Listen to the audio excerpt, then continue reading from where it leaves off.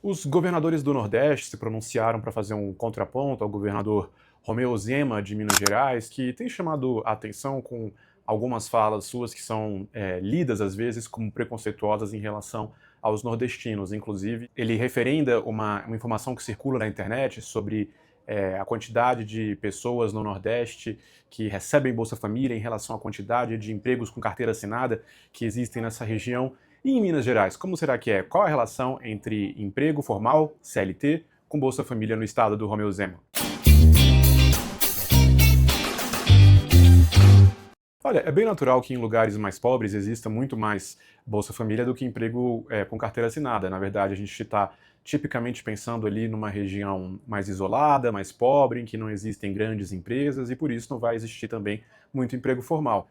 Em consequência, esses lugares ficam pobres e recebem apoio estatal na forma de transferências diretas de renda. Minas Gerais, como é um estado de transição, também tem, em algum grau, esse problema. Se a gente olha para o conjunto do estado, Minas vai ter muito mais emprego com carteira do que Bolsa Família. Mas quando a gente olha os municípios individualmente, a gente vai ver que quase 40% dos municípios mineiros têm mais pessoas recebendo Bolsa Família do que emprego com carteira assinada. São cerca de 300 municípios no total. Essa relação varia muito no estado. Em Belo Horizonte, a capital, existe muito mais emprego, 8 vezes mais do que pessoas recebendo Bolsa Família. Isso também é o caso em outras cidades mais prósperas, por exemplo, cidades ali do entorno de BH, como Nova Lima ou Confins, e o caso mais emblemático que a gente teria é do município de Extrema, um polo logístico na divisa com São Paulo, que tem 20 vezes mais emprego do que Bolsa Família. Mas já no norte e no leste do estado, a gente vai ver uma relação diferente. Se a gente olhar para municípios como Cônego Marinho, Setubinha, a gente vai ver que tem muito mais gente no Bolsa Família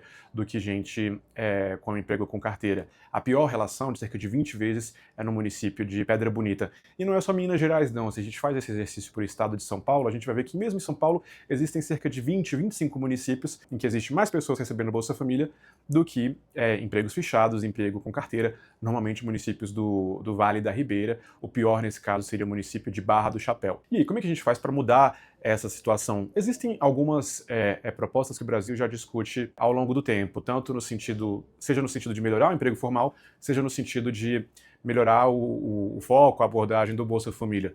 No lado do emprego formal, se discute há muito tempo, principalmente na academia, ainda não tanto no Congresso, a possibilidade de reduzir os tributos, os encargos sobre os empregos de menor qualificação. Por exemplo, desonerando o salário mínimo. Essa é uma proposta que já foi aventada no passado pelo Bernardo Api, hoje secretário extraordinário da reforma tributária. A ideia aqui seria deixar mais barato para os empregadores, mais atraente, contratar a mão de obra menos qualificada. E do lado do Bolsa Família, a gente está, claro, preocupado em ter adultos em boa saúde física fora da força de trabalho ou fora das vagas mais produtivas. Isso porque a gente sabe que no desenho atual do Bolsa Família, a pessoa que pega o emprego com carteira pode perder o benefício, e isso não acontece com o emprego informal. Então acontece muito da pessoa trabalhar por conta própria, como autônomo, e não pegar um emprego fechado. Então como é que a gente muda esse desenho? Alguns países já resolveram há muito tempo esse problema ao não diferenciar emprego formal ou nenhum outro tipo de renda para dar acesso ao benefício. São os países que implementaram o benefício universal infantil, que é uma política, ou quase universal, quer dizer, semi-universal,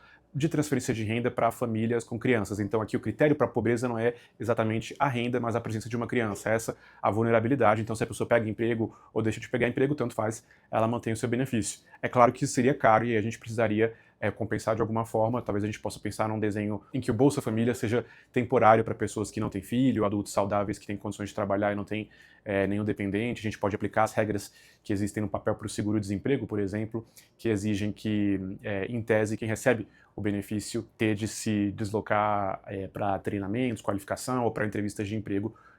Se a pessoa não segue essas condicionalidades, ela perderia o benefício. Hoje o Bolsa Família tem condicionalidades, mas apenas associadas à criança. O pré-natal, a frequência escolar, o acompanhamento do calendário vacinal, mais recentemente o acompanhamento nutricional, mas não tem nenhuma obrigação para o adulto em si. Então talvez para o beneficiário que não tem filhos ou para o homem, a gente pudesse pensar em obrigação de participar de entrevistas de emprego, em programas de treinamento, como uma forma de expandir o Bolsa Família para outras famílias que não precisam. Seja como for, eu acho que é fundamental que tenha em mente que a falta de emprego vem primeiro, o Bolsa Família vem depois, não o contrário. A gente não vê ainda ninguém desistindo, se demitindo, ou a gente não vê grandes ondas de pessoas desistindo de ter um emprego formal para ir ficar no Bolsa Família. Normalmente o que acontece pode ser no sentido contrário, a pessoa está na Bolsa Família e aí fica na dúvida de pegar ou não emprego. Mas o fato é que talvez quase nenhuma região do Brasil esteja imune a esse fenômeno, inclusive Minas Gerais, quase 40% dos municípios. Então aí no estado do governador Romeu Zema tem mais pessoas no Bolsa Família do que empregos com carteira assinada. E isso não é demérito nenhum para a cultura do estado e não significa nenhuma falha de caráter dos mineiros. Eu sou o Pedro Fernando Neri, colunista do Estadão. Você me lê no jornal na segunda-feira no online ou terça-feira no impresso. E para mais conteúdos como este, siga-nos nas redes sociais.